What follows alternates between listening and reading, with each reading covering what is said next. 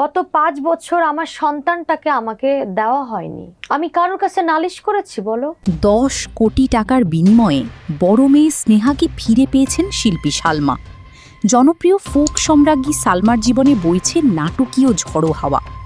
11 বছর পর 10 কোটি টাকার বিনিময়ে বড় মেয়ে স্নেহাকে নিজের কাছে ফিরে পেয়েছেন সালমা।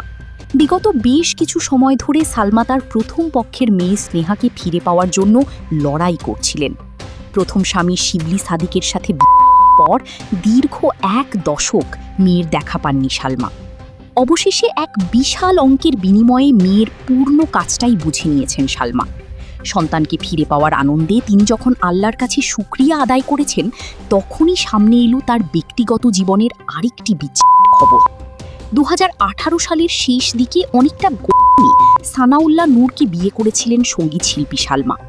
2019 সালে তাদের সংসারে জন্ম নেয় কন্যা সন্তান সাইফা।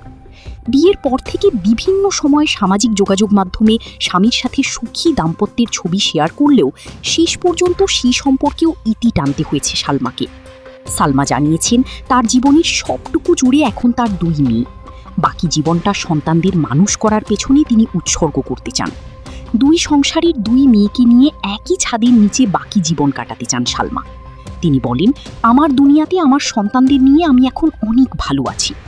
মা পরিচয়টাই এখন আমার কাছে সবচেয়ে বড়। দীর্ঘদিন পর মা ও মেয়েরই পুনর্মিলনে সালমার ভক্ত অনুরাগীরা উচ্ছ্বাস প্রকাশ করেছেন। অনেকেই বলছেন, অর্থের চেয়েও মাতৃত্বের টান যে এত বড়, সালমা তা প্রমাণ করে দিয়েছেন। তবে বিশাল অঙ্কের এই বিনিময়ের বিষয়টা নিয়ে নেট দুনিয়ায় ব্যাপক চর্চাও চলছে।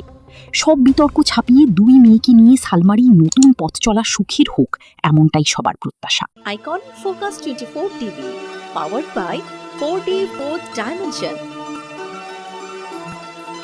আমাদের চ্যানেলটি সাবস্ক্রাইব করে আমাদের সাথে থাকুন।